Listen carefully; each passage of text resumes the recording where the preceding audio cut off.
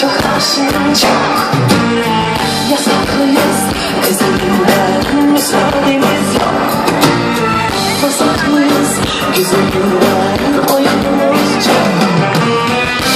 Terlenmiş geceler, kan kırmızı ojeler, fizik fizik cümleler, çık çık çık çık nakareler.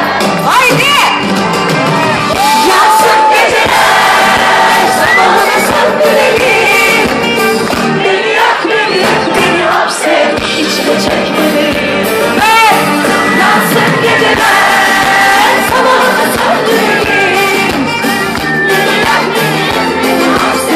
İçine çek bebeğim, yanıp yanıp söndüğünden haberim yok.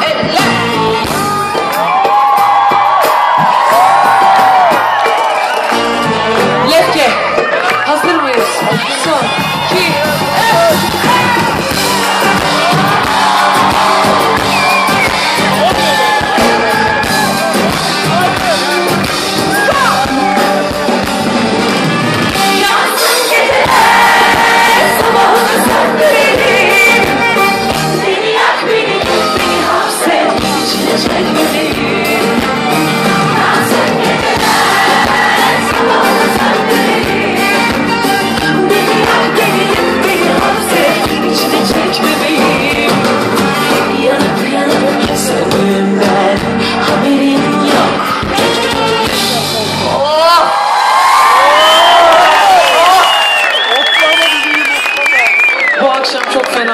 Şimdiden belli.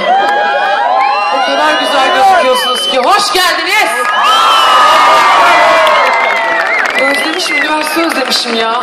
Genç insan özlemişim. Sen ne dersin? Darül Ceset'e vakit geçiriyor. Tekrar hoş geldiniz efendim. Sıradaki şarkımızın klibi 2 gün önce çıktı. Ben sahneye çıkmadan az önce 1 milyon oldu YouTube'da. Ne yapacağım? Bütün gece hava atacağım böyle salak salak. Neyse siz bana hoş verin. Hadi evlenmemize bakalım. Buyurun.